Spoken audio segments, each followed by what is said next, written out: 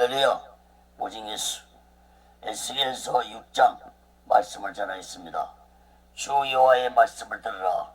이런 제목으로 하나님의 말씀을 전할 때 여러분 모두에게 하나님의 크신 은혜와 은총이 임하기를 예수 그리스도로 간절히 축원합니다. 성경을 펴놓으시고 말씀을 들으시면 더욱 크신 은혜가 임하실 것입니다. 에스겔 선지자는 이제 하나님으로부터 본격적으로 말씀을 선포하라는 명령을 받았습니다. 에스겔 선지자가 선포해야 할 말씀은 어떤 말씀이었습니까? 에스겔서 2장 10절에 보면은 그가 그것을 내 앞에 펴시니 그 안팎에 글이 있는데 예가와 애국과 재앙의 말이 기록되었더라. 에스겔 선지자가 전해야 할 말씀은 재앙의 말이었습니다. 심판의 말이었습니다. 슬픔이 가득 찬 말씀이었습니다. 또한 에스겔 선지자가 하나님의 말씀을 선포해야 하는 곳은 이방 땅 바벨론이었습니다. 에스겔 선지자는 바벨론에서 포로 생활을 하고 있는 이스라엘 백성들에게 죄에 대한 책망과 하나님의 심판을 선포하였습니다. 바벨론 포로 생활로 지친 백성들에게 하나님의 말씀을 전하는 에스겔 선지자도 부담스러웠을 것이고 말씀을 듣는 백성들도 마음이 괴로울 정도로 부담스러운 말씀이었을 것입니다. 사랑하는 여러분, 하나님은 이스라엘 백성들이 자신들의 죄를 깨닫지 못하고 왜 자신들이 이러한 고통을 당하고 있는지 깨닫지 못하고 있었기 때문에 책망과 심판에 대한 말씀을 에스겔 선지자를 통해서 바벨론 땅에서 선포하도록 하였습니다. 사랑하는 여러분, 오늘날 주의 종들은 하나님이 원하시는 말씀을 선포하고 있습니까? 오늘날 성도들은 하나님의 선포된 말씀을 들으며 신앙생활하고 계십니까? 사랑하는 여러분, 오늘날 이 마지막 때에 하나님이 무엇을 원하시는 말씀인지 마음 깊이 깨닫고 주의 종들은 하나님이 원하시는 말씀을 전해야 할 것이고 성도들은 하나님이 원하시는 말씀을 들으면서 오직 예수 마음과 오직 예수 신앙으로 살아가는 지혜로운 자들 되시기를 예수 그리스도로 간절히 축원합니다. 첫 번째로 에스겔서 6장 1절에서 7절까지 보면은 이스라엘 백성들의 죄악에 대해서 말씀했습니다.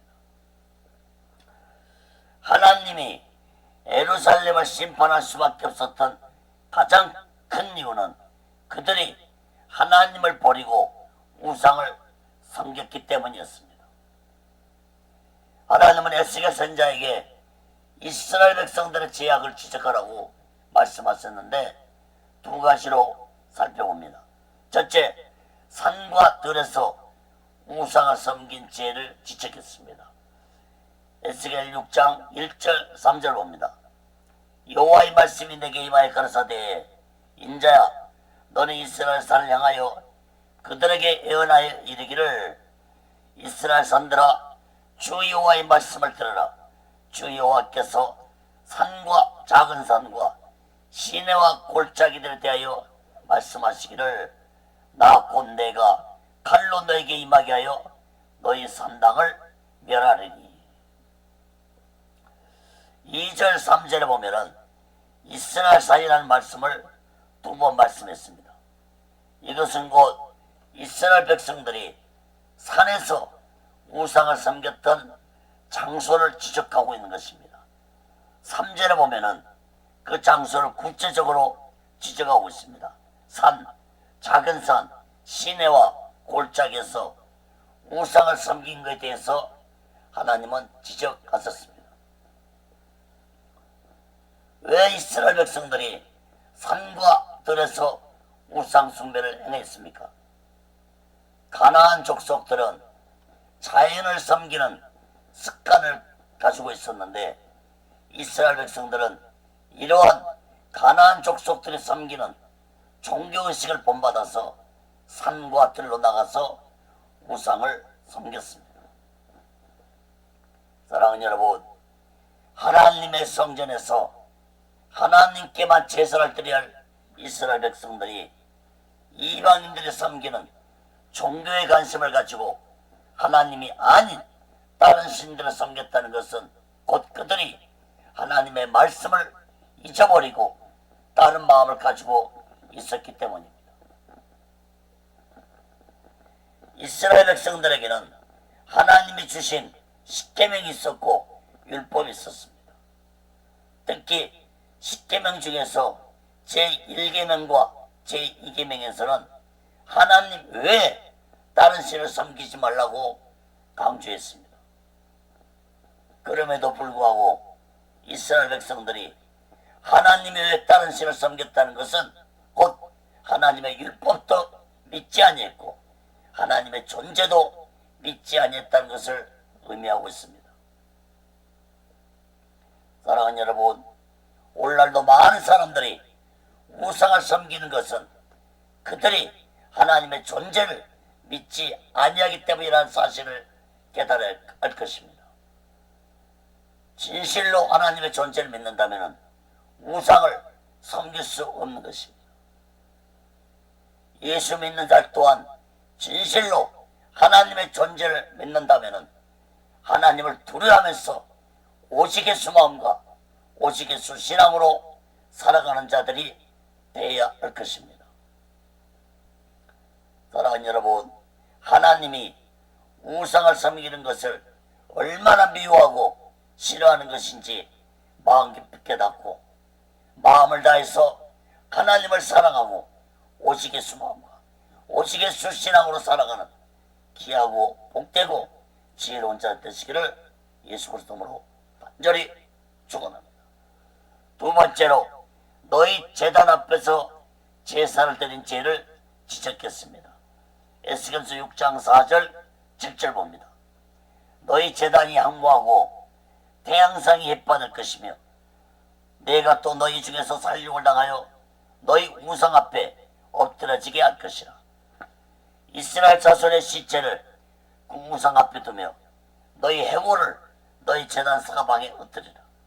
내가 너희 거하는 모든 성읍으로 사막이 되며 산당으로 항모하게 하리니 이는 너희 제단이 깨어지고 황폐하며 너희 우상들이 깨어져 없어지며 너희 태양상들이 지키며 너희 만든 것이 다 패하며 또 너희 중에서 살육을 당하여 엎드러지게 하여 너희로 나를 여호와인 줄 알게 하려 함이니라.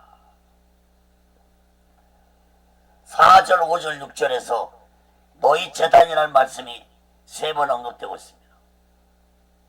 이스라엘 백성들이 산으로 들러다니면서 정성스럽게 제사를 드린 것은 하나님의 제단이 아니라 너희 제단이라는 것입니다. 4절 6절에 보면은 그들이 쌓은 제단을 태양상이라고 지적하고 있습니다. 태양신은 가나안 백성들이 섬긴 바알신을 의미합니다. 예루살렘 성전에서도 이러한 태양신을 섬기고 있었다고 에스겔서 8장에서 말씀하고 있습니다. 사랑하는 여러분, 예루살렘 성전에서 하나님을 섬겨도 부족한데 산으로 들러다니면서 우상을 섬기는 그들을 어떻게 하나님이 가만히 보고만 계시겠습니까? 4절 7절을 주목해서 보시면 하나님이 얼마나 분노하셨는지 알 수 있습니다. 하나님 먼저 너희가 섬긴 태양상을 찍어 예뻐할 것이라고 했고 너희가 섬긴 우상 앞에서 죽임을 당할 것이라고 했고 너희 해골을 너희가 섬긴 우상 제단 앞에서 흩어지게 할 것이라고까지 말씀했습니다. 사랑하는 여러분, 우상 숭배는 영적 간음죄라는 사실을 깨달아야 할 것입니다.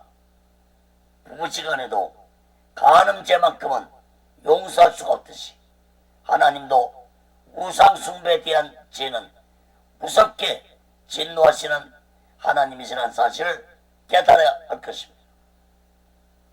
출애굽기 20장 5절에 보면은 그것들에게 절하지 말며 그것들을 섬기지 말라. 나 여호와 너희 하나님은 질투하는 하나님인즉 나를 미워하는 자의 죄를 갚되 아비로부터 아들에게로 3, 4대까지 이르게 하거니와. 하나님은 우상 섬긴 죄를 아비로부터 아들에게로 3, 4대까지 갚으시겠다고 하신 말씀을 마음 깊이 깨달아야 할 것입니다. 사랑하는 여러분, 우상이라고 해서 꼭 어떤 형상만을 의미하는 것은 아닙니다. 골로새서 3장 5절에 보면은 탐심은 우상 숭배라고 했습니다. 여러분 마음속에 오직의 수보다 세상 것들을 추구하고 세상 것들을 원하고 있다면 그 세상 것들이 우상이 될 수 있다는 사실을 깨달아야 할 것입니다. 에베소 5장 5절에 보면은 너희들 이것을 정령히 알거니와 음행하는 자나 더러운 자나 탐하는 자 곧 우상 숭배자는 다 그리스도와 하나님 나라에서 기업을 얻지 못하리니. 사랑하는 여러분, 오늘날 많은 자들이 돈과 명예와 권력을 탐하고 추구하고 있다면 그런 것들이 우상이라는 사실을 깨달을 것입니다. 돈과 명예와 권력을 추구하고 있다면 우상을 섬기고 있는 자는 사실을 마음 깊이 깨닫고 이제부터라도 오직의 수마음과 오직의 수신앙으로 살아가는 지혜로운 자들 되시기를 예수 그리스도로 간절히 축원합니다. 큰 두 번째로 에스겔서 6장 8절에서 10절까지 보면은 살아남은 자들의 말씀이었습니다. 하나님은 바벨론에 의해 멸망당하는 예루살렘 백성들 속에서 살아남은 자들이 있을 것이라고 말씀했습니다. 8절 10절 말씀 봅니다. 그러나 너희가 열방이 흩어질 때에 내가 너희 중에서 칼을 피하여 이방 중에 남아있는 자가 있게 할지라. 너희 중 피한 자가 사로잡혀 이방인 중에 있어서 나를 기억하되 그들이 음란한 마음으로 나를 떠나고 음란한 눈으로 우상을 섬겨 나로 근심케 한 것을 기억하고 스스로 안타나니 이는 그 모든 가증한 일로 악을 행하였습니다. 그때야 그들이 나를 여호와인 줄 알리라. 내가 이런 재앙을 그들에게 내리겠다 한 말이 헛되지 아니하리라.